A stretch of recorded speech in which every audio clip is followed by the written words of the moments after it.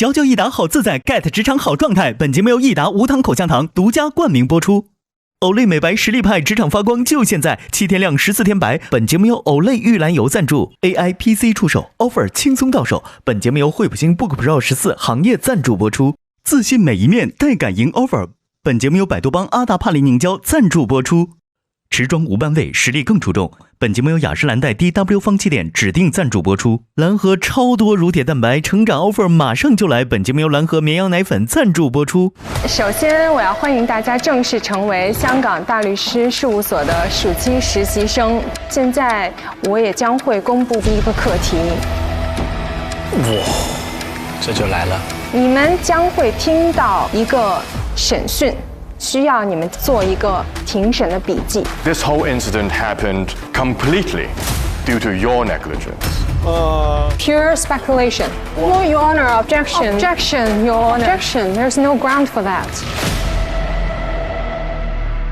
好，那我们简单修整一下，你们将刚才的庭审的笔记整理一下，15分钟提交上来。美景到此结束。时间越紧，其实出活儿越精彩。不是，我就在想他们怎么那么悠闲啊？他没听见吗？完了！你预测谁会第一个交啊 ？Winnie， 有普通法的背景是一个非常大的优势。我肯定是选他的。他还是很稳的，论心。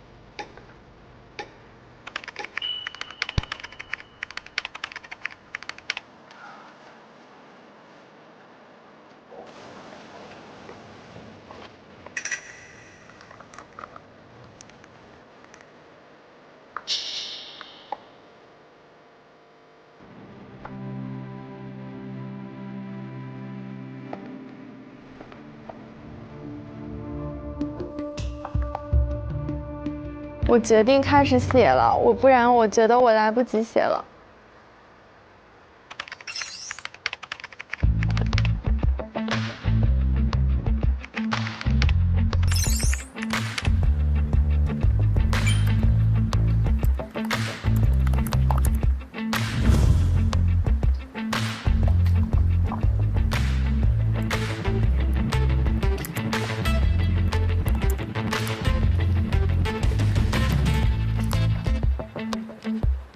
我们这个案子主要的争议点，就像关大律师所讲的，其实原告人和被告人的案情是没有说正面的交锋，就是各有各的说法。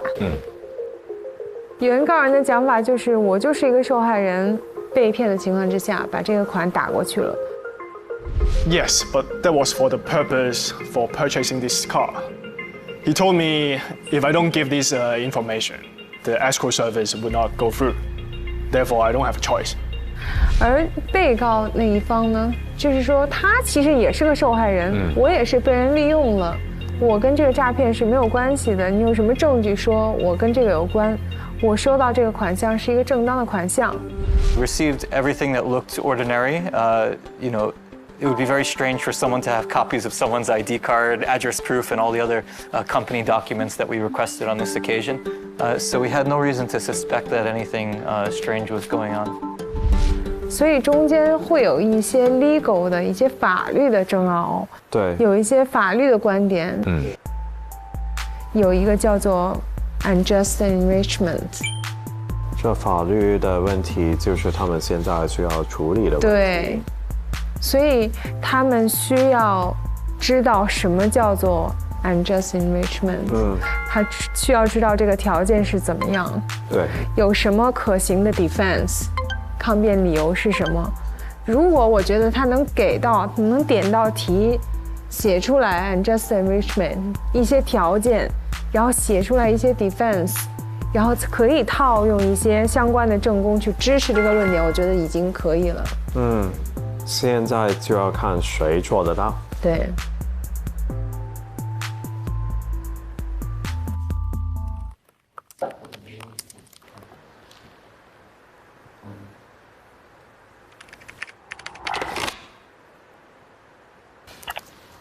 可以试试不当得利。对呀，我就跟你说 equity 里的 unjust enrichment， 很多人这么打，但是你这么打这个案子真的太复杂了。我的意思是在案例检索的时候可以试试这个思路，就是我剪完之后发现整个思路又被打开了，就是有一种想先把手头的事做完，但是思路在不断的被打开。陈可儿真的棒，蛮专业哈。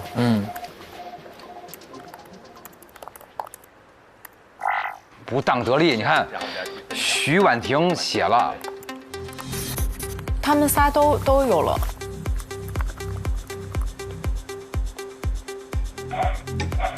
那我们仲瑜呢？仲瑜在查找案例，哎，他查的还是，他找的全都是中文资料。我感觉要绝望了，一个都没找到。哎呦。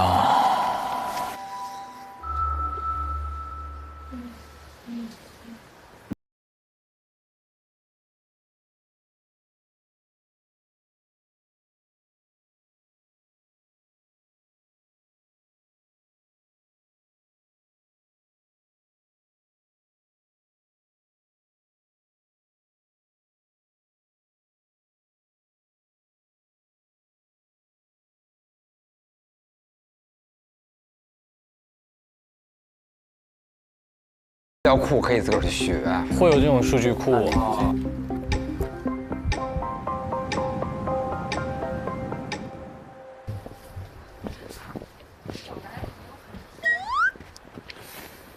看他们有饭吃，我们。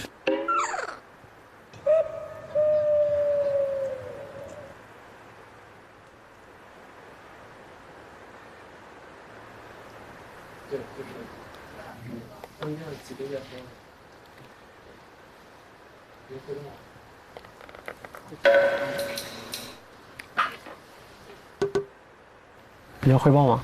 没有，我去上厕所。哦。你知道哪里有水喝吗？对，在那边那个茶饮室，就是打开它是一个饮水机，在下面矮矮的。他要干嘛？他要喝水，然后上个洗手间。OK。放心吧，他没带电脑。好紧张，怕你抢先第一个。对。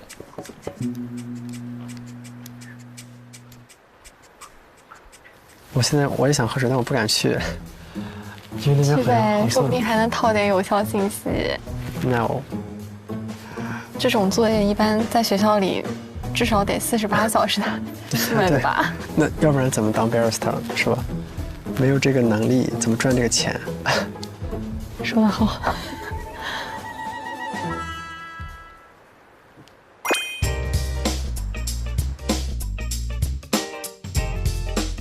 哎，若曦，你怎么跑这儿休息啦？我来找灵感了，感觉这次课题好复杂，脑子都不够转了。嘿，你的一答。不，是你的一答，这才是我的。啊，看来对口味有偏好呀。是啊，口味要选喜欢的。出门我选择条装的，随时保持好状态，灵感自然就来了。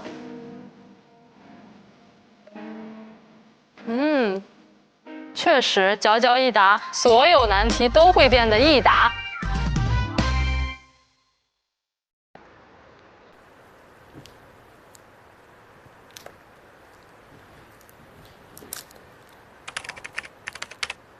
我去催一催。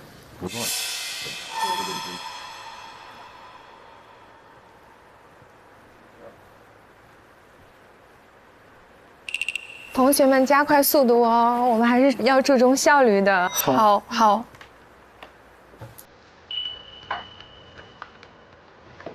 看，必须出手了。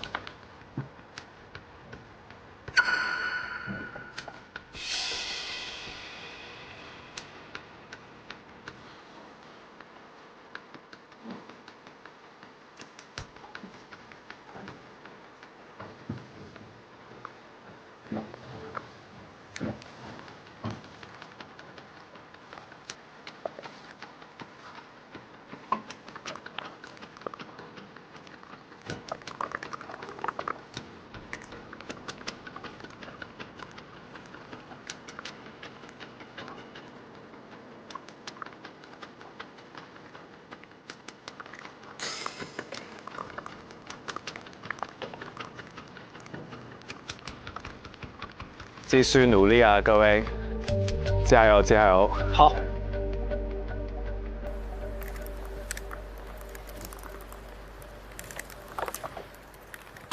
我刚才看到有些同学只是写了一段，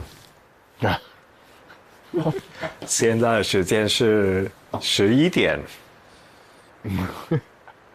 其他同学好像是向着一个正确的方向的，但是不知道还需要多少时间。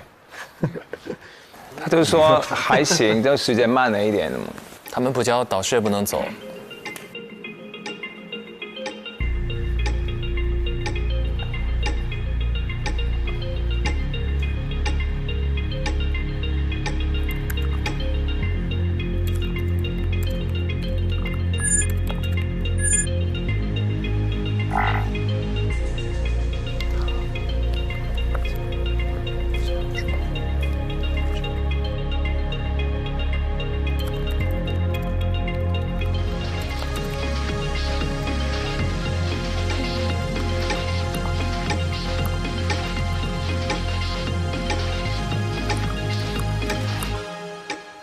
都11点了，哎呦喂！有人，我感觉，哎，命名了，洛心，洛心，还得是你呀！哇哦，不愧是内心强大的人。之前也是第一个教啊。你教了吗？我没教，我没教。这句话好有压力啊！他问大家：“你教了吗？”我已经好了。对，他又没有直说。你等会儿去试一下呗。洛心是教没教？要教了。洛心教了，好像。洛心好像是给那个文档命名了，但是他还没有在邮件里发送。然后婉婷现在在疯狂检查，应该也是初稿写好了。好紧张哦。我都不敢教。我觉得写完就教，反正过不了就再改吧。我写的写了。紫薇中文版的。我预测罗一涵先教。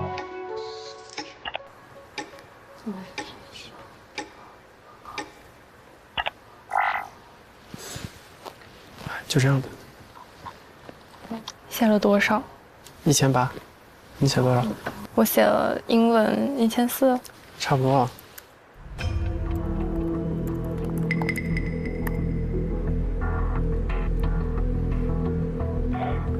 洛心也在最后检查，对，在检查，在调字体。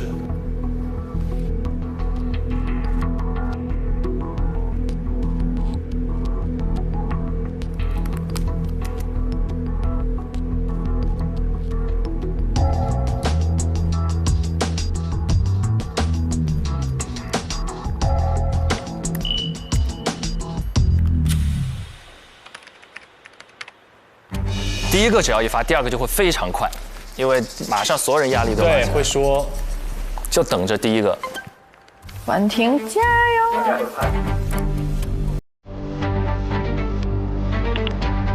哦，哎呀，没网啊？哦，还没连。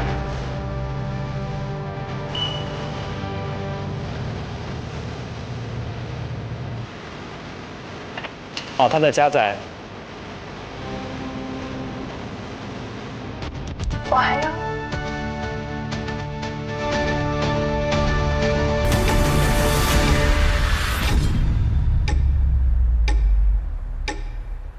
谁会第一个交报告的？我们要猜这个啊？不是，我们要猜的是哪两位会过这一轮，不是猜谁先交。当然，这个因为你猜谁第一个交，其实也相关。相关。对，因为先交的就有可能会先过。对，我现在觉得一涵能交。OK， 这样，我们先聊一聊刚才 VCR 里呈现出的一些好玩的地方，然后最后我们来做出这一轮我们的选择。因为一开始的话是个个人战，但是超乎所有3个代教律师的想象，8人坐到了一张大桌子上聊起来了。大家怎么看待这种在竞争当中，竞争对手突然向你伸出援手的这种情况？你会伸出援手吗？你会帮你的对手？我会伸出一个不，因为他伸出了援手。小何律师，你这是何必呢？对，你们会吗？我觉得肯定啊，人家跟咱们一块儿，我觉得团队合作最开始得知道别人怎么想的呀。对呀，他他即使是我竞争对手，我也得知道他是怎么想的呀。哦，你才是暗黑王者啊！可被你看出来了吗？我很阳光的。他是《孙子兵法》知己知彼，摸一下大家的那个进度到哪里。我要是这样，我反而会先问那个竞争对手，你现在做怎么样了？需要我什么帮助吗？一定要先问竞争的人需不需要我帮助。志远问那个文宠，志远问那个可儿吗？他第一个问的时候，不知道他是有问题还是说你有没有问题，他好像是一个主动的，就是提出了帮助。对，这一点上志远显得非常有格局。我现在都记得他那句话，他说：“我知道这是个个人战，但我愿意跟你们聊一聊我听到的。”对，你们不会吗？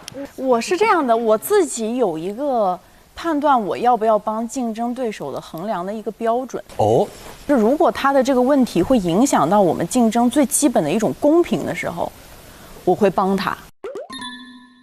因为这是我们竞争这个项目最基本的一个元素，就是我们必须得大体的知道这个案件到底在发生什么，才有了竞争。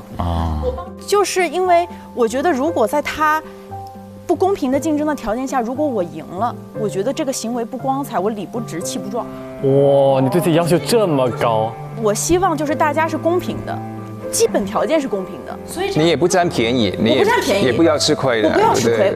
你看这个理念就跟我完全相反。我觉得很多时候大家拼的是一种能力跟幸运，就是谁的能力跟他的幸运同时在这个点上的时候，谁就可以先赢。可能我的那个理解就是在于，我无论这个比竞争是输是赢，但我每一个都要它是相对公平了，掷地有声、有理有据的，输我服。他要的是过得去自个儿心里这关，心里这有良心。OK， 这个很酷。两位呢？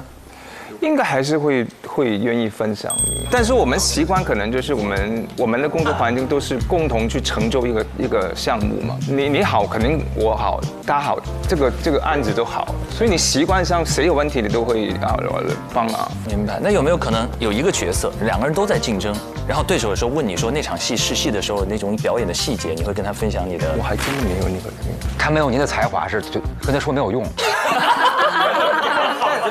对，我懂，就是不是，就是我讲的，你真的未必是知道我想什么，不一定，但是你愿意分享是没问题。他没这么数据化，就是文艺行业没这么数据化，这个肯定还是有。这个太白纸黑字了，高度理性啊。阿曼姐呢？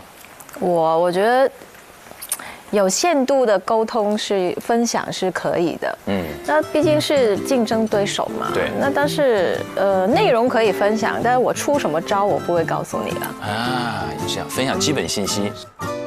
但其实志远他是有主动的去提，他是讲说因为其实在这个案子里面，其中一个争议点就是不当得利嘛，因为如果是从原告方，然后他能够证明被告他是一个不当得利的话，其实变成他就有一个责任要去返还，然后这就是他们当时有在检索，然后包括那个卜律师他有提到这一个点。其实我刚才看 VCR 的时候，其实志远他是有主动在跟可儿讨论的时候说，要不要去试一下不当得利这一个点。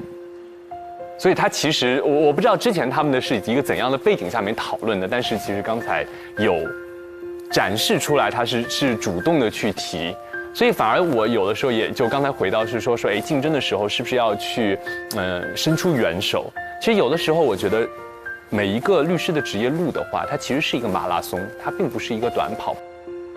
反而我个人的是坚信是，优秀的竞争对手其实也可以让我们成长，因为没有敌人哪有英雄啊？就是那些英雄都是因为敌人存在，他才是英雄的嘛，要不他只是一个穿斗篷的人嘛。然后，但是我想说的点是，就是我觉得即使集体讨论，真正懂的人过不了20分钟，真正懂的人就会跟真正懂的人在一起，那些听不懂的人就听不懂了，因为他们越来越脑力激荡，然后他们越说越深，就是其实跟不上节奏的。真正懂那些人，他们还是会互相激发，是这样啊。然后我们有注意到3位导师好像对他们交上去的报告有一轮探讨。各位看到这里有没有觉得有个大致的方向？我们可能要做出我们的选择了。这一轮就事关点灯哦，所以大家要格外慎重。就我们一起选出2个人来。对，我们要共同商议，然后选出2位。接下来让我们进入到益达职场自在时刻。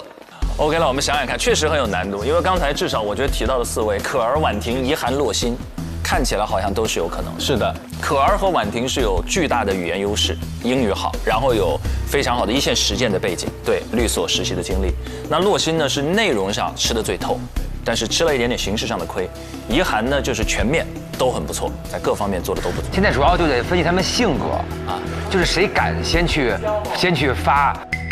我提供一个小线索，因为最后专业，因为我刚才观察到，在 VCR 放的时候的话，那一个要按出去这个寄出的这个钮，其实志远他是已经按了，只是网络然后就忽然那个时候好像没有连接到，所以我个人是觉得很明显的这个进度是已经临近成品的，应该是刚才讲的这一个洛欣、可儿、婉婷和志远，所以我个人比较觉得说。早去递交的很有可能是4位，这4位应该是早递交。我缩成3个吧，这样给自个儿留个活路。陈可儿肯定是我觉得应该靠谱，然后徐婉婷，然后第3个是罗一涵。哦，于涵啊，我觉得于涵一直有那种闷声干大事的感觉，就是他不太参与那么多，最后该摁就摁了。我的投票是婉婷和洛欣。婉婷就是各方面的吧，语言，然后她这个香港普通法这个优势，然后刚刚导师评论的时候就有说她思路非常清晰，所以我觉得婉婷是我觉得肯定有的。第二个洛欣的原因就是，我觉得她一开始在那个法庭的时候，其实大家开始向她询问那个案件的完整性，其实是她在给大家讲，她即刻其实她记下的信息量应该是当时最大的。我觉得按照她的能力的话，如果正常的提交，我觉得我还挺看好。OK， 好，阿曼姐，我选可儿还有婉婷。可儿、婉婷，婉婷就是我觉得她实习经验很多嘛，所以我觉得她也可以达到那个标准的。那个可儿就是他就是学普通法的背景的，是普通法背景，所以他也非常了解的。我觉得他对案件是非常清晰的哈。我觉得这2个，志远跟可儿他一直有那个消息共享的，所以我感觉他们内容不应该会有他的问题，应该是谁发出去快慢的问题。就如果志远他到最后还是第一个发的话，可儿肯定会第2发，那可能会比他们2个剩下那个洛欣跟晚一点。我可能会选可儿跟洛欣。可儿本身学历的背景很扎实，做这个报告，他也刚刚也说，他说像这种报告以前不是都是48个小时的吗？但至少证明他以前经常做这样的事情，所以这个东西对他来讲应该不是什么大的问题。然后洛欣的话，我选他的原因是因为我觉得最后呈现的形式是案例分析报告嘛，他其实第一次庭审的时候就已经体现出他能够有这种做案例分析报告的能力了。然后我会觉得，他应该也是 OK 的，然后如果是我选的话，我心里稍稍靠前的还是可儿跟婉婷。我好像跟阿曼姐是一致的，跟你一样。对，因为我判断的原因是有2个最重要的，就是语言背景和法系背景。他俩是英文背景，同时又是普通法系。他有搜索2个案例这件事，在这么短的时间，其实对你平时对那个系统使用的熟练度是很有讲究。是的。然后我刚才看了一下，我们除了我俩是一致的，几乎没有人一致。但是我们上一个回合是赢的啊。对，我们是击掌。我想起来击掌，我其实是同意曼姐和陈老师啊，真的。因为我自己就是有对不同法系有一定的了解，我觉得一个对于完全没有普通法的这种教育或者说是工作经验的，然后你要去做这样的课题，我觉得难度还是非常大的。所以在这里，那首先徐婉婷她肯定会有一个优势。然后包括其实从他做的这一个法庭记录也是受到带教的一个认可，而可儿的话，因为他在澳洲嘛，然后也是普通法，所以相关的这一些教育和理念概念，然后包括一些检索，我觉得应该还是会有基础的。而且他的那一个就是关键的法律点，不当得利，其实也是带教律师然后其实提出的，然后也是他跟志远一起去沟通的。明白。所以我是觉得说，从就是刚才讲的2点，一个语言，然后还有一个教育背景，这2位会有蛮大的优势。那我们来投票好不好？我们刚才因为每个人都听完了所有人的选择以及理由嘛，我们可以做出自己的判断，可以改变刚才的这个选择或者坚持都 OK。这次我们做一个集体决定。觉得志远在2人名单当中，请举手。没有。怡涵在2人名单当中，请举手。好，洛欣觉得洛欣在这个名单中，请举手。OK， 洛欣2票，3票，3，这边还，sorry， 3票 ，OK， 没问题。紫薇觉得紫薇在过程当中，请举手，0票。文翰0票，仲瑜1票。我希望他有啊，但是应该是不行啊。你是投了吗？没有投，就是我希望他，我精神上支持他啊。OK， 可儿觉得可儿在名单当中，那必须的。举手，1、2、3、4、5，可儿5票。觉得婉婷在名单当中，请举手。4也是5个。1、2、3、4、5，6票。婉婷6票。OK， 那我们根据大家的投票，现在可儿5票，婉婷6票胜出。接下来需要我们来盖章，我们有请我们2位新晋嘉宾当中一位，2位谁？盖章是什么？对，我们这边会有一个 offer 的章，来可以盖在右上角的空白处。没错，盖进堂上啊。好在没让你来盖，对吧？婉婷呢？对的。好嘞，谢谢海良哥，感谢。来，请落座。咱们鼓什么掌啊？是不是跟对了一样啊？对，庆祝了，提前庆祝。这个做出了我们的选择，我们的选择很关键呢，就我们要多选对一点，最后能争取那个第3个 offer。当然，盖章完之后就更要替他们紧张了，因为马上就要揭晓。对，接下来这一段 VCR 当中，我们就要来看看是不是陈可儿和徐婉婷通过了考核呢？一起来看。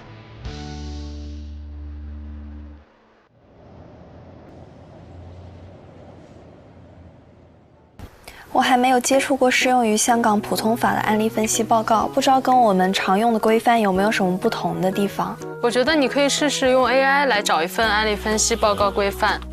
这台惠普星 Book Pro 14的惠小微智能助手就有这个 AI 搜索和文档生成功能。你看，这样就生成了。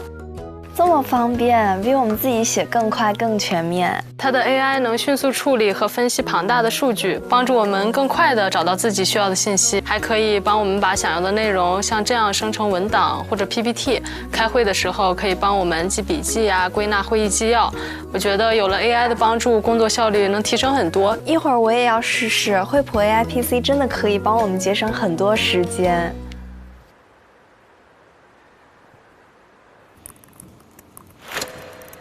我们让律师他们先准备。哎，第一封是谁？收到的是谁的呢？很有可能是志远的，我感觉。准备好汇报了，那就去1号会议室。可以。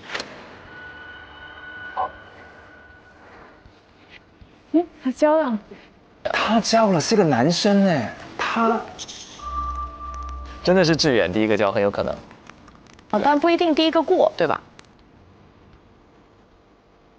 那是谁呢？看看谁站起来。希望是仲瑜。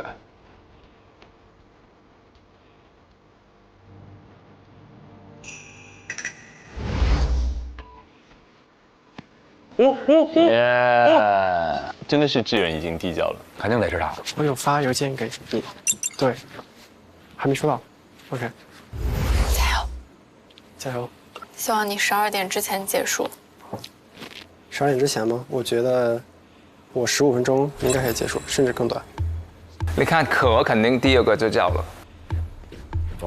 各位律师好。好的，久坐。其实感觉可以更早结束，我差不多在1个半小时之前已经把它写完了，但是就是第2个 case 一直找不到很满意的。好。志远好自信，加油！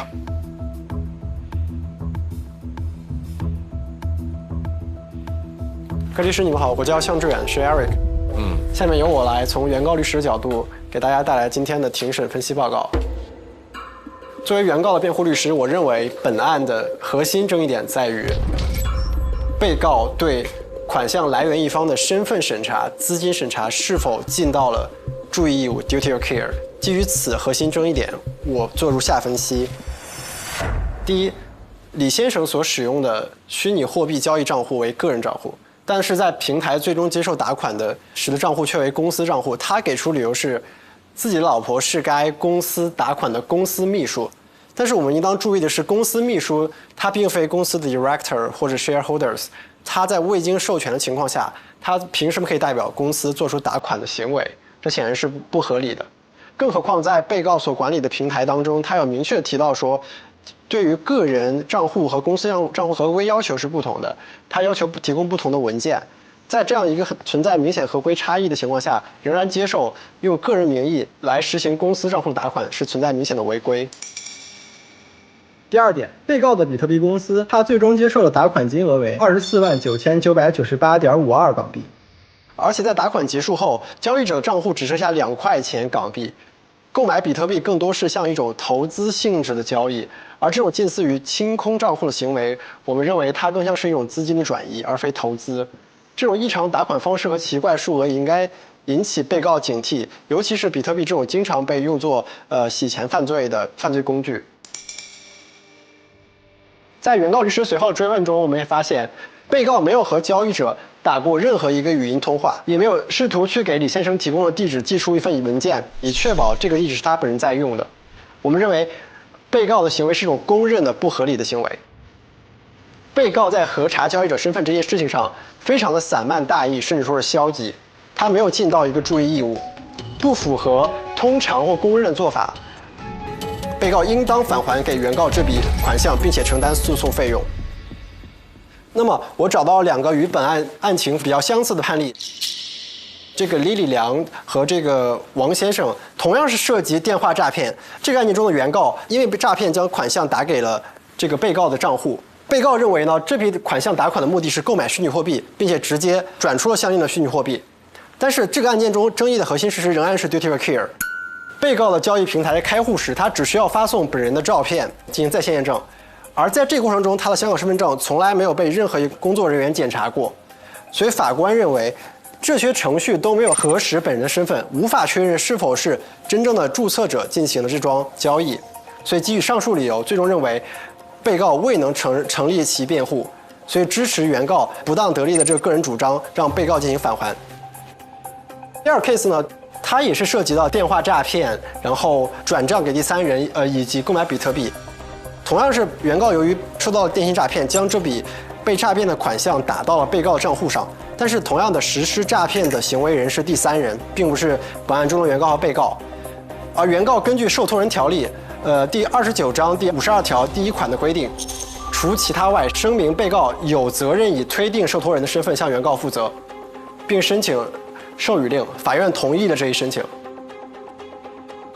所以说，在这案件中都有一个前置的诈骗行为，且同样都是原告将款项打给了被告。同样的诈骗行为的实行者都不是钱款的接收者，而是第三人。而我们今天所参加的庭审，只是多了后面一个比特币交易的活动，存在一个注意义务的讨论。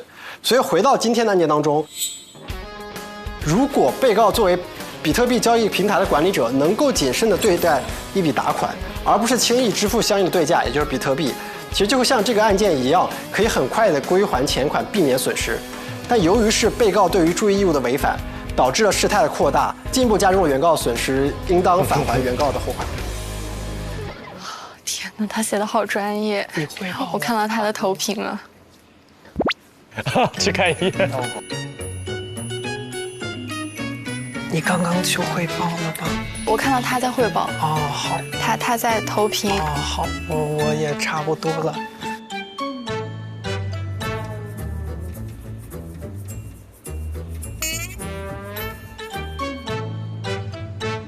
他的那个语言就是感觉非常的像，是一份专业的法律分析报告。我们是不是猜错了？不知道哎。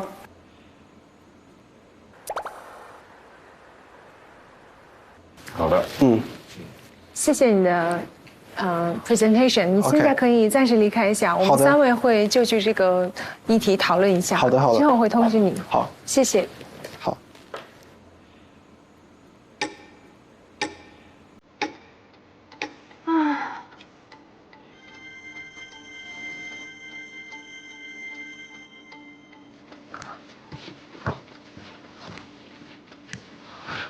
用了多久？感觉咋样？感觉还行吧，普普通通吧。我看着你的那个，过了是吗？没，他说在等结果。啊？上期有结果。不是即说即告诉的。不是，我上期有讲。所以他从下午到现在没上过休息。对，怪不得他也不敢喝水，这是真正的职业律师的素养。超长待机人。你叫我吗？我没有。你没有叫，我没有。我不想叫。啊，还没有交啊，婉婷还没叫。What？ 嘿，交呀！我们章都改了，你不交？婉婷。其实我想的好简单，我只是一些理论，我也找不到一个很好的案子来 support。对啊。微信400多。OK。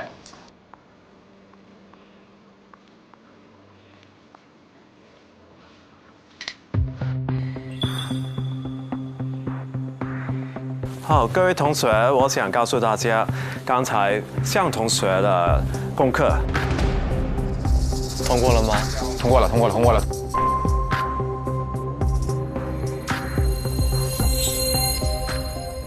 已经通过了，所以向同学，你可以先走。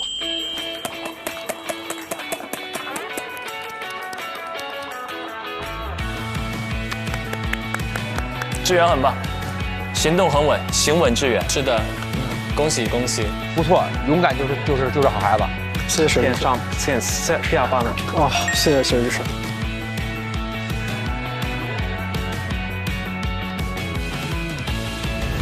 我觉得很惊喜，一个非常大的惊喜。其实面试的时候，我没有觉得他是那么出众。我叫向志远，我英文名叫 Eric。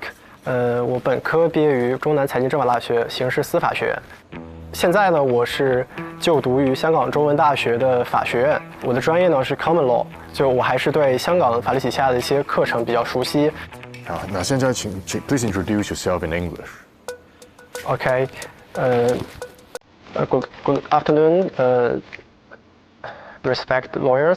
I graduated from Zhongnan University of Economic Law in Wuhan, and in the past, 其实我的英文口语不是很好，但我的写作能力和就是阅读能力还是相对比较不错。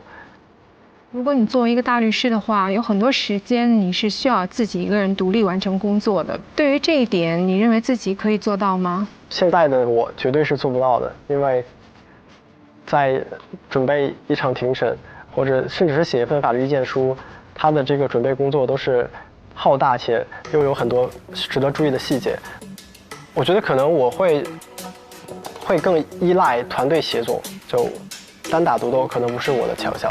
可能我的真正的法律底蕴并没有足够说我能表达出那么多，就是我学到的东西还不足以我输出那么多的内容，所以说我也希望在香港继续深入的学习香港法律。他的自信不够，特别是在他紧张的时候，他会避免跟人有那个眼神的接触，但是他今天的表现是非常好。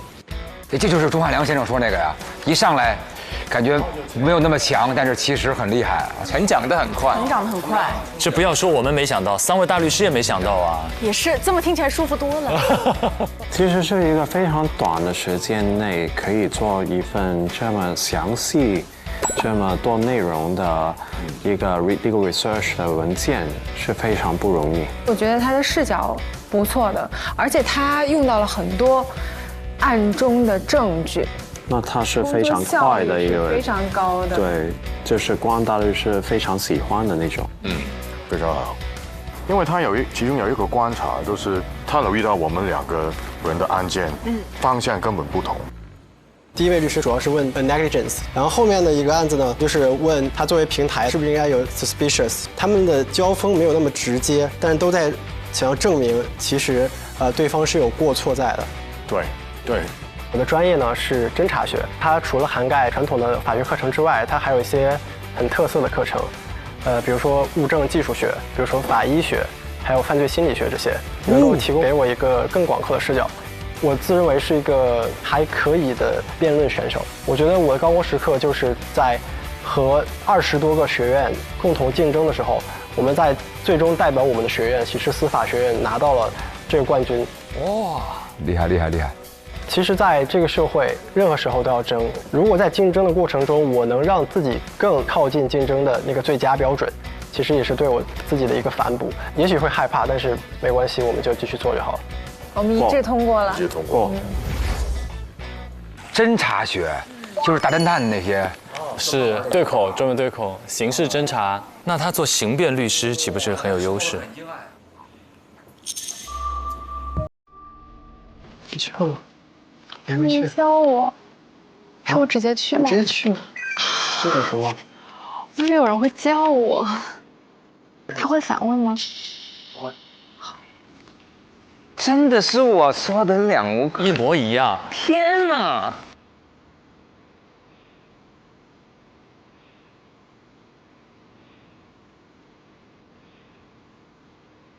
你们怎么样了？我也不想翻译。我觉得我的论证不够严实，我的案例我觉得找得很浅显。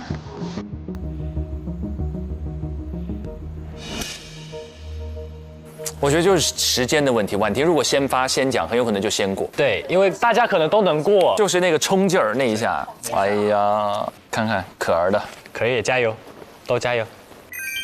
各位大律师好，这个是我比较初步的一个法律分析报告。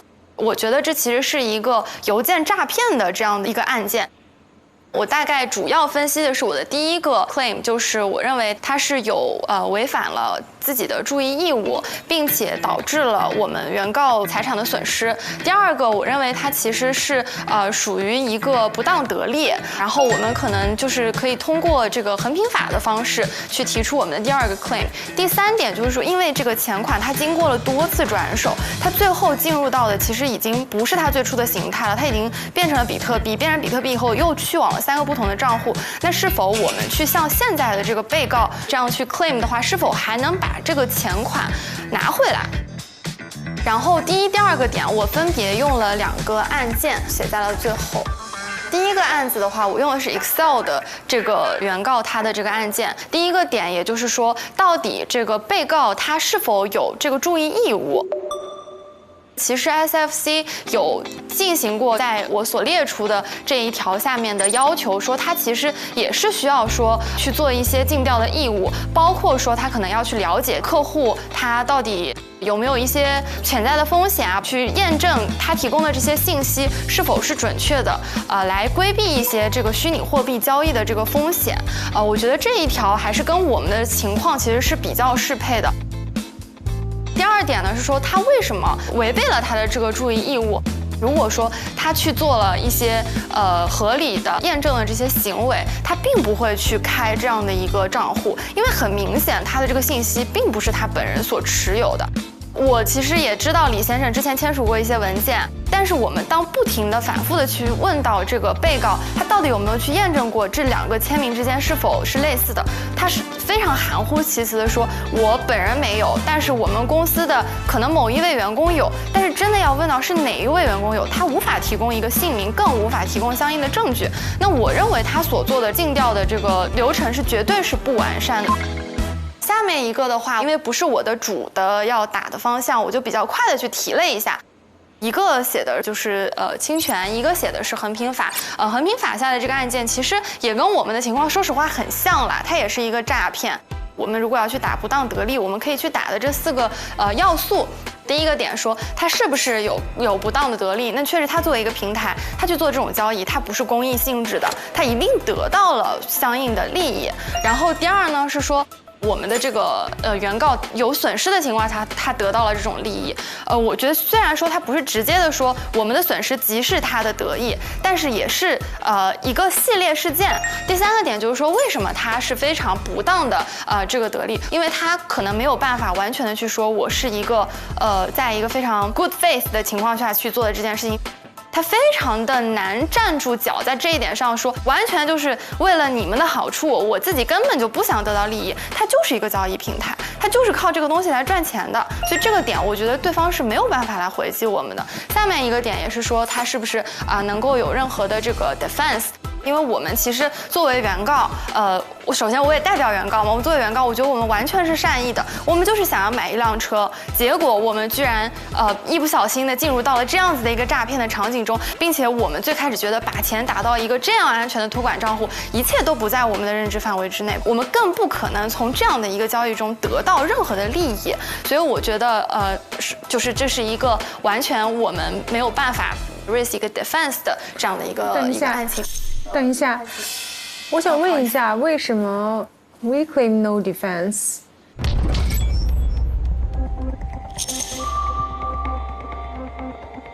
sorry， 我觉得确实不应该是 we claim， 就是我认为对方不能有一个 defense。原因是什么？为什么？因为 the plaintiff P 是 plaintiff。为什么 ？Because plaintiff acted bona fide。因为我不知道是不是我记错了之前学的不当得利里的这个 defense， 因为我记得不当得利里的 defense 是，如果这个原告不是 bona fide， 或者说原告也从这个交易中得到了一定的利益的话，他就会有一个相应的 defense。是谁的 defense？ 就是是被告可以 raise 一个 defense。他的 defense 是什么 ？defense 是原告没有善意的去进行这个交易，并且也得到了利益，并且原告也并没有支出任何金钱。我不知道是不是我记错了这个要素，反了是吧？对，反了，应该是被告他是善意的，所以他就可以去抗辩。请继续啊，不好意思，因为这个点写的比较快，直接那个。然后下面是我用到的几个案子，然后第3个其实不算啦，是 tracing 的一个小的一个案子，一个提到的一个案子。完了，在心理上已经受影响了。好的，谢谢。我想跟安妮大律师请教一下，就是这个点，我的错的点，可能我想改一下，就是了解一下。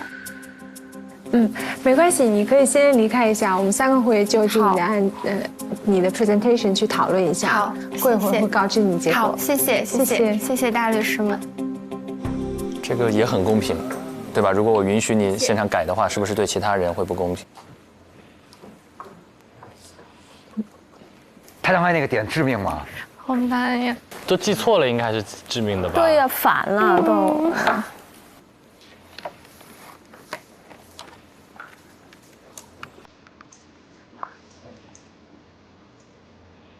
我感觉我就是有一个点说的不对，就是明显的感觉到，然后他反问我了，他说你为什么写这个点？你说的很细，挺细的，然后就是感觉错的点还不如不写，真的。没有在散播焦虑啊，就是。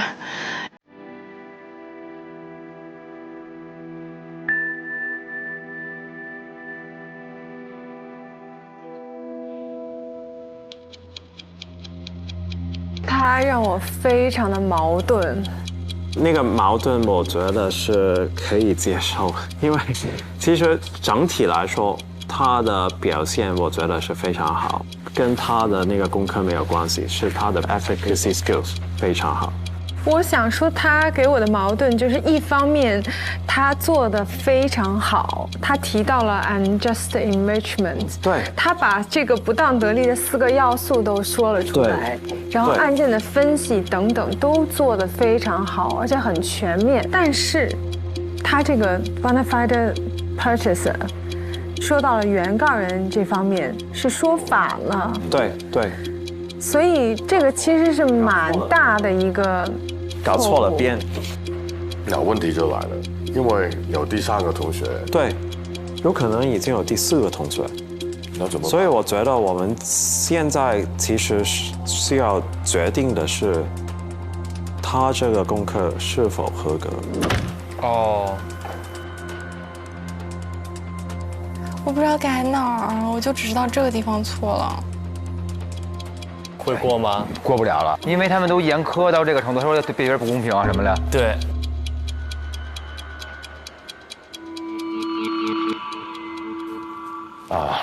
你没有通过，但是你可以改。我们要看看第3个同学是谁。好，你还有机会去改的。好吧。应该是你。他说不是我，他说我是第4个。已经有4位了，那是婉婷没有去吗？婉婷吗？婉婷站起来。洛心吧。山。洛西，如果可儿能够很快的把那个点改回来，快速递交其实还有机会，但前提是要洛西过不了才行。结果终于过了，结果终于过了。对啊，结果吧，我不知道嘛，也许。我觉得洛西应该就能过了。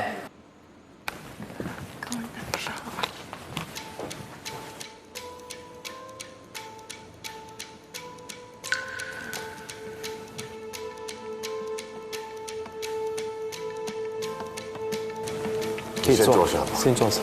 坐这里可以。对对，可以。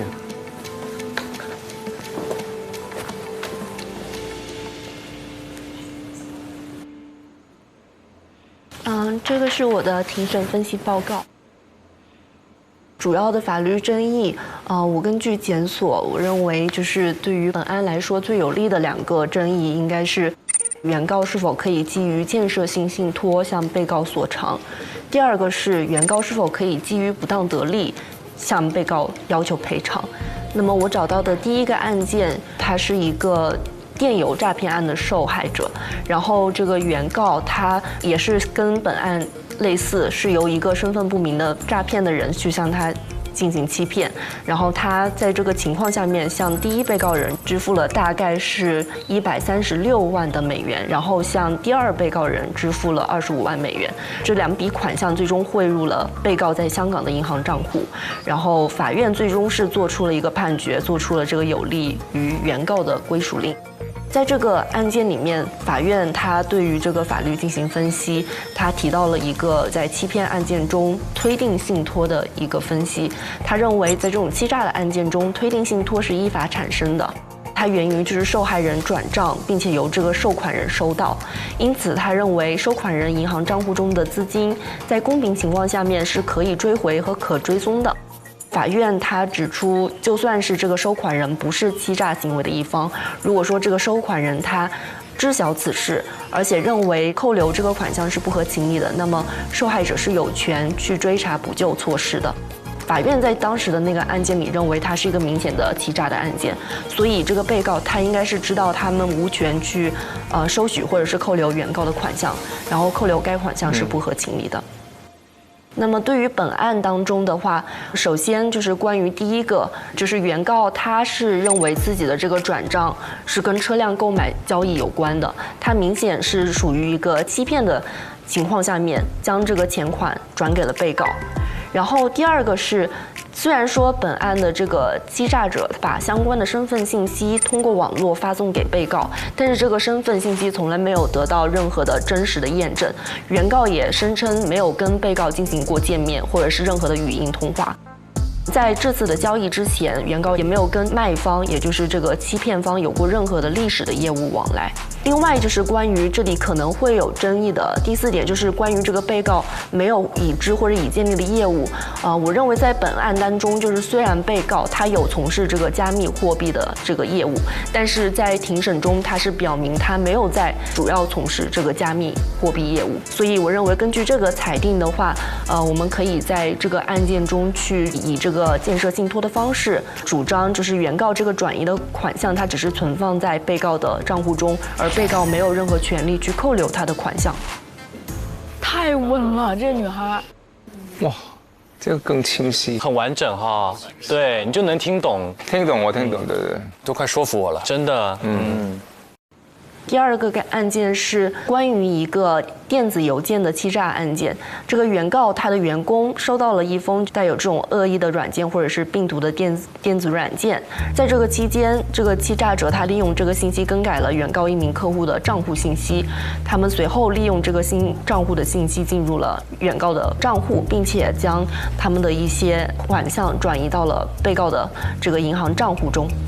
然后关于这个案件的法律分析的话是，法官对于这个不当得利索赔的一个要求，他认为根于事实错误支付的这个款项，它在表面上是可以予以追回的，但是它的前提是付款人无论如何都无意让这个收款者获得该款项，而且该款项的支付并非出于善意，而且这个收款人他并未善意改变其立场，所以根据这个案件，他总结的要件应该是：首先，被告他已经获利了；第二是他的这个获利是以原告的牺牲为代价的；第三个是他这个获利是不正当的；第四点是不存在让他们有权获得这个获利的抗辩理由。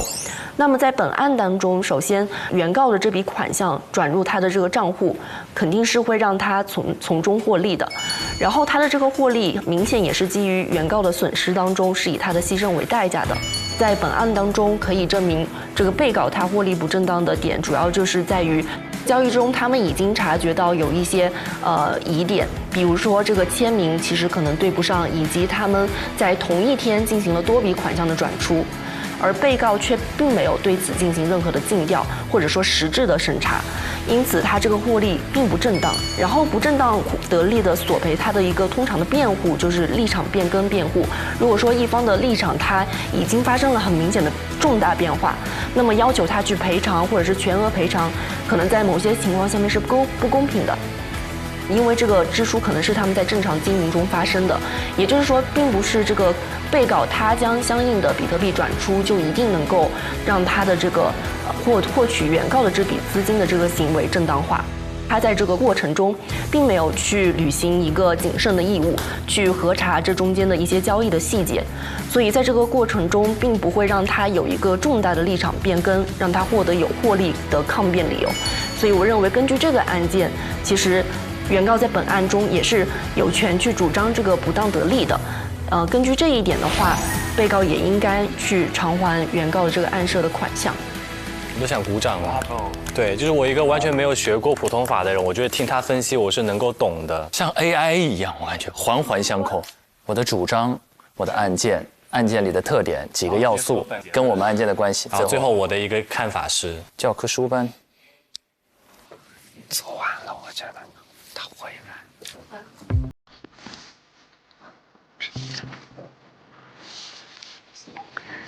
他过了就能下。感觉很快就说完了，主要是没有写的太。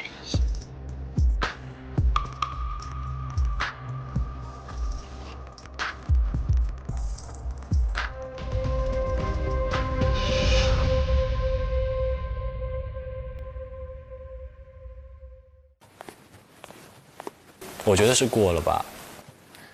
各位同学，关于洛欣同学的报告，我们经过讨论之后，决定是过了，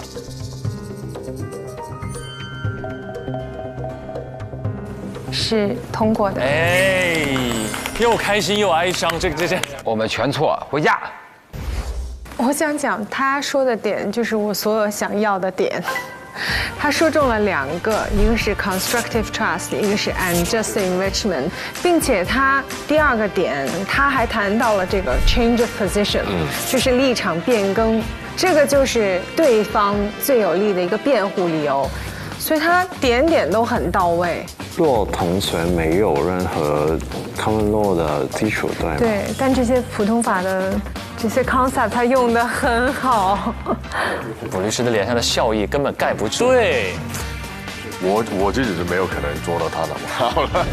各位大律师好，我叫洛欣，我本科毕业于清华大学法学院。我的家乡是一个湖南的县城，我通过竞赛考试考入了省会城市最好的初中和高中，在2018年的高考中以全省文科第11名的成绩考入了清华大学法学院。在校期间获得了清华大学优秀新生奖学金、ICC 国际刑事模拟法庭的英文比赛，获得了全国1等奖，清华大学暑期的模拟法庭的最佳辩手称号。太牛了！我从高中时期就对普通法非常感兴趣，在清华大学期间选修了我们学校所有的普通法课程，并且都获得了满绩的绩点。哇哦，哇塞，洛欣这个表现，清华法学院的招生广告啊，这是，好厉害啊，很佩服。你肯定是一个优秀的学生，但是其他现在在争取这个 offer 的学生全部都是优秀的，那你会害怕竞争吗？我不会把他们看作我的竞争者，我会把他们看作我的伙伴和我的一所学校。我可以从他们身上学到更多我自己没有的优点。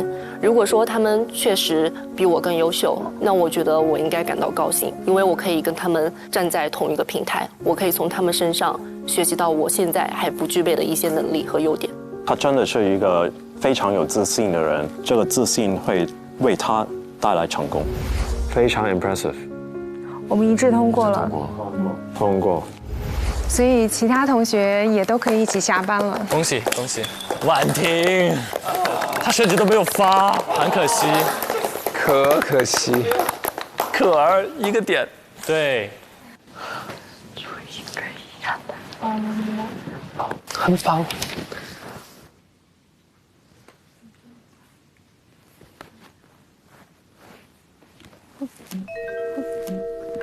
哎，他要去干嘛？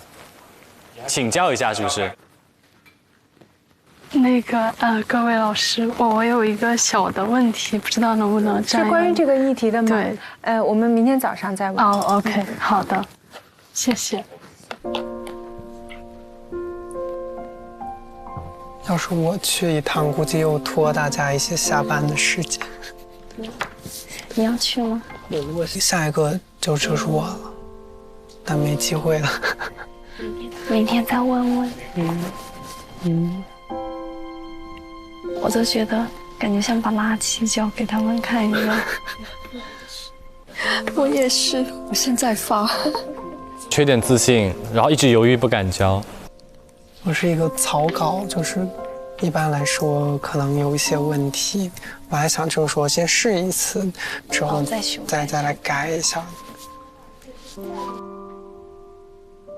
太强了，你俩！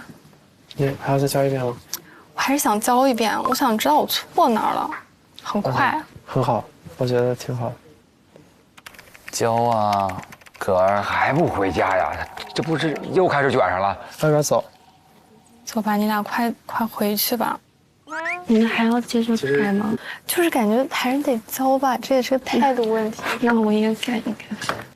你也改改啊？你卷起来了，志远走不了了。你这样别卷我，你行。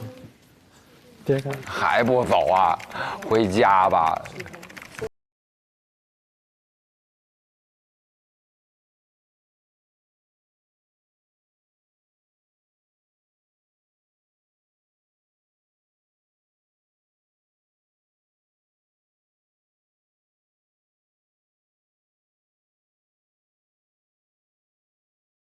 在情绪里。他什么？他不展示了吗？没有，就是他说可能明天早上要是有问题的话可以再问。哦，可以，那咱就下班吧。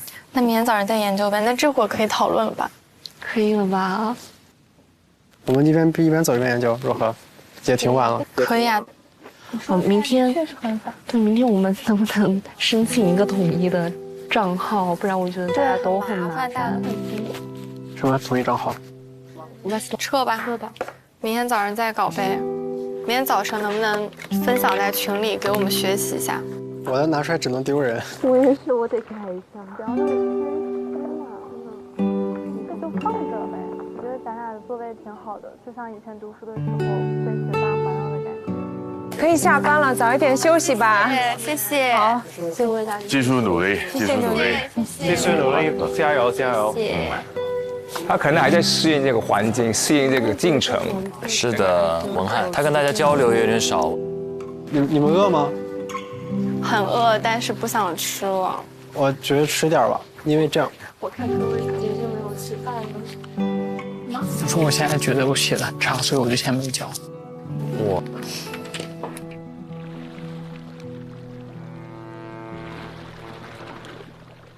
拜拜，明天见，拜拜。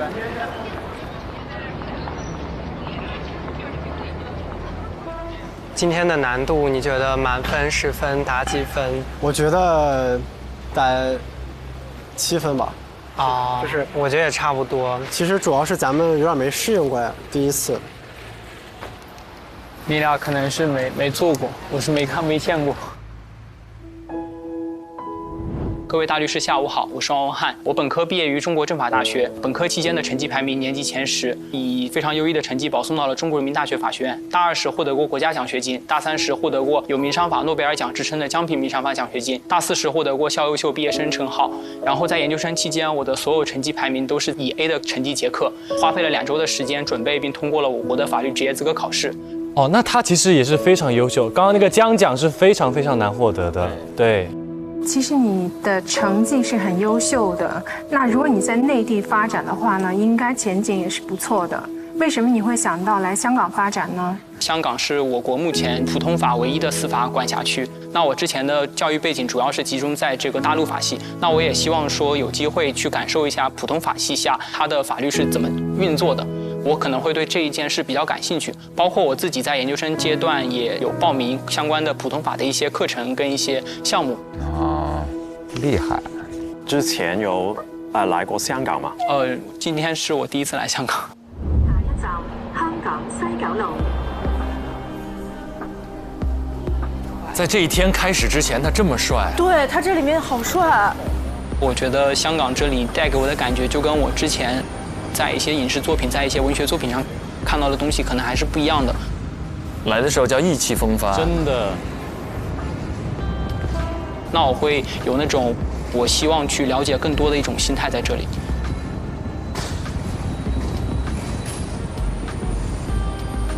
好像对香港的刑法暂时了解还是很在基础的阶段。对。那你会做什么来补足你这方面的不足呢？我本身的学习能力是非常强的，在香港这一个普通法我没有那么熟悉的地方，我觉得我的学习能力是能够帮助我去做这样一个工作。希望自己不断的去探索，不断的去冒险，不断的去尝试新的可能性。不着急啊，文翰，不着急。大家都能理解，因为香港佬还是挺跟内地不一样的。确实。他的英语的水平对我来说已经是不合格了。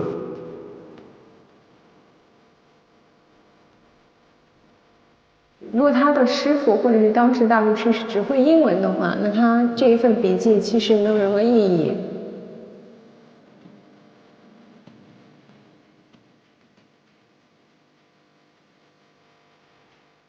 他对香港的法律制度真的没有任何的了解。他对面坐着可儿跟洛欣，你说这旁边还志远，这个位置就显得他形单影只，逼到角落了。我刚才看到王文翰，他只是写了一段。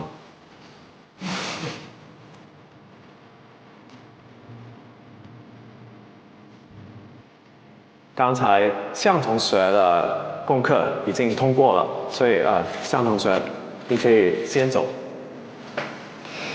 关于洛欣同学的报告是通过的。他现在有点手足无措，对，猛然被抛入到一个普通法的环境里，他甚至连那个步骤都还没有弄明白。是的。今天整个庭审，我对事实没有一个把握，其实还没太搞懂。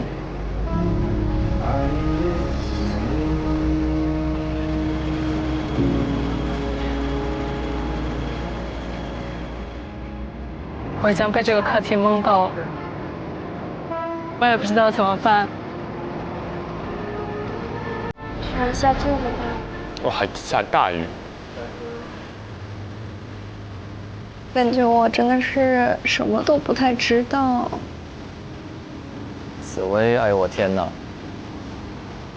你对于在香港工作有什么期待？对于在香港工作的期待，我觉得是来自于因为这种未知带给我的挑战，以及我在这个挑战过程当中可能会收获到的成长。我自己的人生信条就是但行好事，莫问前程。我觉得更多时候，你把你觉得正确的事给做了，我觉得结果怎么样就其实不是很重要了。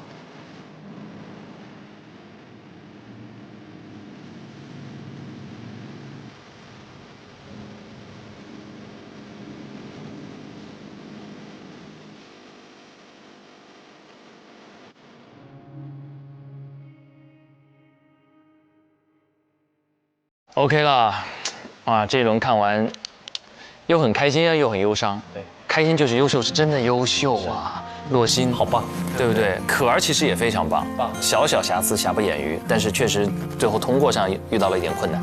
还有志远也很棒，志远太棒了，这不是有勇气又有能力，非常了不起，也很愿意跟竞争对手，然后跟实习的小伙伴一起去分享，格局很大。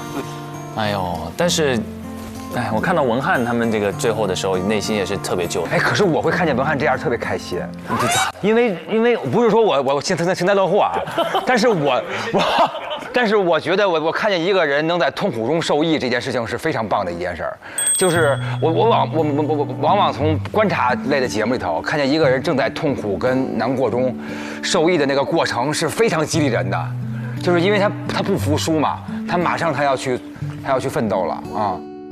有一点点像上季的黄凯，他们不太一样，但是他们在第一次在这个节目里那种比较茫然的那种状态有一点像，只不过黄凯是因为他是医学转的法律，然后他是因为第一次到香港，然后现在还在读书。就像大老师刚刚说的，他们好像就是在实习当中会是收获最多的那个人。尤其是其实对于文翰，因为他刚才最后介绍他的简历，然后过往他的很多的这些获奖，他在中国政法，然后在中国人民大学，然后其实一直是一个，就好像我们一开始讲的，就是长着一张传统好学生的脸，真的。对，所以可能就是从小到大，他的学习成绩都是受到大家的认可，然后名列前茅。然后这次来实习嘛，第一个课题可能让他一下子就有点闷，所以说之后就要看他能不能他自己把自己的心态积极的调整回来。但是他最后让我心疼的是这种游离感，就是当那个车外窗外的那些城市灯火霓虹快速划过，这就一个与我无关。大家在这里讨论的这么热火朝天，进去汇报的就是义正辞严，但他觉得他甚至都不知道到底要从哪里入手，这种感觉让人非常心疼。而且刚才有讲到，这是他第一次来香港，对，所以在那一刻，就是种种因素，然后夹杂给他的冲击其实非常大。哎，不过咱们也不要老是担心他们，我们自己也很忧伤，好不好？我们此时此刻啊，我们还忧伤吗？我们这么火，我们忧伤在我们是这个猜错了哦。我们做出的选择的成绩跟文翰也差不了很多。哎，我们4选2选了另外2个。哎，咱们完美的避开了正确答案。但我们当中有一位刚才那种敏锐的人性嗅觉。大良哥是差一点带出我们走出泥潭哦，对我没坚持，都其实在心态上的差别而已。我觉得他们如果每一个进去，应该都8、9不离10，都应该能过的。然后看别人的那个作战状态，然后对自己的信心，就有点像我们现在看奥运，他们其实水平都在超顶级，就看你心态能不能站在前面表现最好。有那种霸气，好像就是这种感觉。是的，太这种感觉。哎呦，婉婷身上就缺一点这个劲儿。但他实习经验那么丰富，不应该对自己这么没信心。会不会就是他反而身上有这种包袱在？因为他是唯一一个，比如说经验又这么丰富，又是本地的人，他觉得自己交上去，然后又有很多错误的话，大家就律师们会对他有很高的要求，然后他就一直在不断的修改自己的。我觉得会有这样的压力在。哎，我想问问2位，之前刚刚到内地来拍戏的时候，有没有过这种职场水土不服的经历或者感受？我特别能感受到文翰的那个心情，因为我有一次在内蒙古拍了一个戏，然后那个时候我希望可以用普通话来演，然后对自己要求非常高，然后去拍之前也是找了老师教我什么的，都练习好了，但是到现场当然是很多因素可以影响我嘛，然后又对自己没有信心，但是本来演戏是我演了好久的事，但是因为语言的问题就是有障碍，这个就是对自己的能力的那一个怀疑，对，就是刚才文翰的那种感受也是一样，我觉得。就你把注意力放在讲语言上，你可能别的地方也不一定做得这么好。对啊，所以就是，但是你自己有那个执着的嘛，你对自己有要求的嘛，所以你要求越高的时候，你表现可能越差。是，落差反而越大，这些要求都是压力。我好像好像都有一样的情况，我也是在去北京怀柔，当时也没有这么发达嘛，九几年，都觉得去的地方认识的人又不多，然后又冷，在香港没有下雪嘛，那年冬天我印象特别深刻，零下10几度，我都觉得怎么过，我站不出去，就觉得怎么可以这么冷？我怎么演？就是大家为什么不冷？然后我就听一个同事说，你吃一个那个羊肉锅就好了。羊蝎子还是羊肉锅啊？这吃羊肉就会让你御寒，让你没那么冷。我不知道是不是真的是那个羊肉，那我就真的不冷。就是有人的关心啊，就是慢慢一点，但那个印象特别深，就觉得很水土不服。又寂寞又，但是羊肉安慰了你，是这个意思吗？就一点，羊肉也有帮助我，也帮助我度过这个寒冷的天气的。换一个文化背景或者换一个城市工作，其实都会面临这样的压力。洛律当时从上海去香港，是不是？我其实有点像，因为我去港大报道的第一天就是我第一次去香港，有点像文翰。我之前其实也没有来过香港，然后第一个水土不服的话就是语言，对，而且因为我是05年去香港。那个时候，其实，在香港，就是街头真的是大家听不懂普通话。05年的时候，就我一到那边，然后我想要去问路，他们其实能够感受他们很想帮你，但是他们就是不知道你普通话你在说什么。然后全部都是从上海过去嘛，然后肯定都不会说广东话。然后，但是我就特别印象深刻，我有一个上海的同学，他也从来没有来过香港。但是他就能够说广东话，而且听上去觉得哇好厉害这样。那我们大家都去跟他取经啊，然后他就跟我们这些就是广东话小白，然后跟我们分享了这一个他的广东话学习宝典。而且我觉得今天跟这个场合还有缘分哦，因为那个宝典就是Man姐的金枝玉孽。这当时我收到的这个，真的。就当时他就讲是说一定要去看 TVB 的剧，然后就是粤语原版，然后其实就真的就是听的越多，不断的听，从一开始的完全听不懂，到真的忽然有一天我就特别记得，然后我在出租车上，然后出租车司机他会把对白念出来了，没有，当时我已经来不及了。做梦说梦话都是跟 Man 姐的对话，是都是在那边听，然后今天特别感觉和蔼可亲这样子，对，然后就忽然有一天就是在出租车上，然后司机就在放广播，一下子就听懂了，就那一刻，所以我自己还是觉得说水土不服一定会出现，但是还是要去找方法，以及水土不服之后的话，就是用一个更加开放的心态，让自己融入到这个新的环境里面去。对，怎么度过？这个好，不服怎么办？不服也不能服，就是干，对，就是学，就是往前进，挺好。我去年去那个英国有一个乐队，人家那乐队都80岁了，那个滚石乐队人都出道60周年了。然后我去那个个人发布会，然后人家看见我说这是介绍我是中国来的嘛，我英文也就那么回事儿，但是我就是莫名其妙老跟人开玩笑，然后人家就那意思说的是说他看见我之后觉得我像年轻时的他说 You just like young me， 我说为什么你要说我像杨幂？然后那个，然后我以为你看这就有人乐嘛，但是在那个现场水土不服啊，鸦雀无声，因为人家又听不懂我在说什么笑话，然后我就是很自然的要接了这么一句，莫名其妙啊。那时候就把手机杨幂的照片，对 ，You just like young me，You just like young me， 挺好，把这个攒到这里来讲，太棒了。我们的样貌都笑变了，我觉得笑出文翰的感觉来了。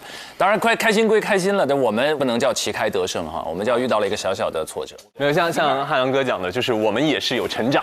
对，我太喜欢你们了，都给自个儿找理由，太喜欢这样的人了。我有一个非常巨大的收获，就是要相信汉良哥的直觉。哎呀天！我觉得下一期你压力大了，对，首席陪审员，然后带领我们陪审团投票。真的，我也要坚持，好，再一次。OK。那到这里呢，我们的第一期的节目也接近尾声了。今年的 offer 转战香港，不只是换了一个城市这么简单，因为对于所有的实习生而言，意味着他们步入职场的第一站是一个起点更高、难度更大的国际化的竞争舞台。这里有语言文化的适应，多维度的专业能力的需求，有他们跳出舒适圈的这种勇气，要到一个更高的格局来规划自己未来人生的这种要求。那中国新一代的年轻人必将面临更大的挑战，而他们接下来的故事同样也更令人期待。下一期我们的故事也更令人期待，下一期我们一定要一雪前耻。我们虽然错过了第一个机会，我们后面还有亮灯机会。点亮7盏，我们就可以争取多一个 offer 的名额，提供给我们的实习生们。加油了，加油！佼佼益达好自在 ，get 职场好状态。本节目由益达无糖口香糖独家冠名播出。好 ，OK， 今天节目就到这里了，我们下期见，拜拜，拜拜。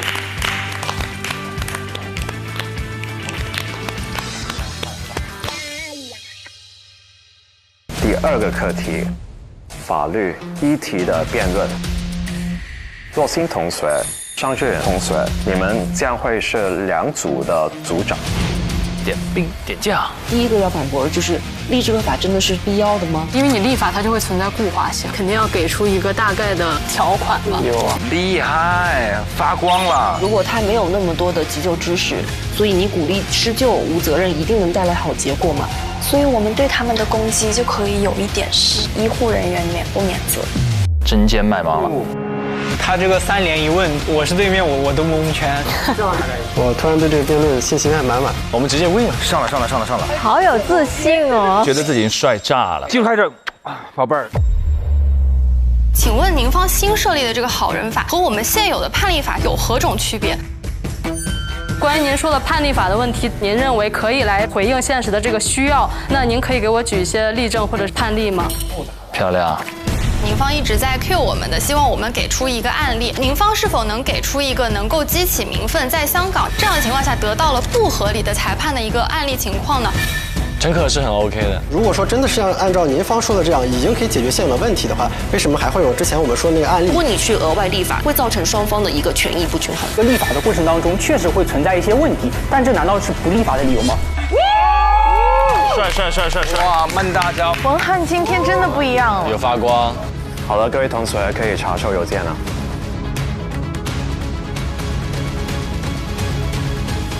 哦，来了。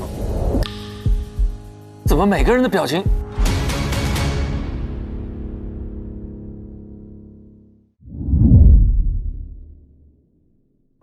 ？9月12日起，每周4、周5 19点更新正片，会员抢先看1周，每周6 12点 SVIP 抢先看加更版，19点 VIP 会员专享，看更多实习生精彩内容。每周日12点 SVIP 抢先看，19点 VIP 会员专享，惊喜嘉宾在线陪你看 offer。周1、周2、周3花絮预告刷不停。佼佼益达好自在 ，get 职场好状态。本节目由益达无糖口香糖独家冠名播出。自信每一面，带感赢 offer。本节目由百度帮阿达帕林凝胶赞助播出。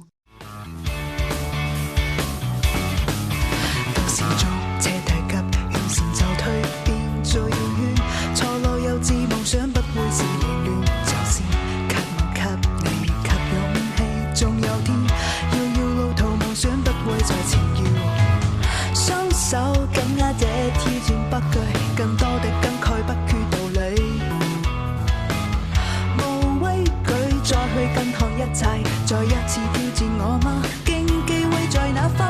奔跑人群中，世界能屬我，交出每個爭吵的答案。無懼那一天可會踏破，精彩每一步，這一生痴心夢想，誰會在意它？奔跑人群中，世界能屬我，交出每個爭吵的答案。無懼那一天可會踏破，精彩每一步。上微博参与令人心怒的 offer 议题辩论，畅所欲言你的观点。更多精彩资讯尽在新浪娱乐、微博娱乐、微博综艺、新浪综艺。感谢丽丽城传媒对本节目的大力支持。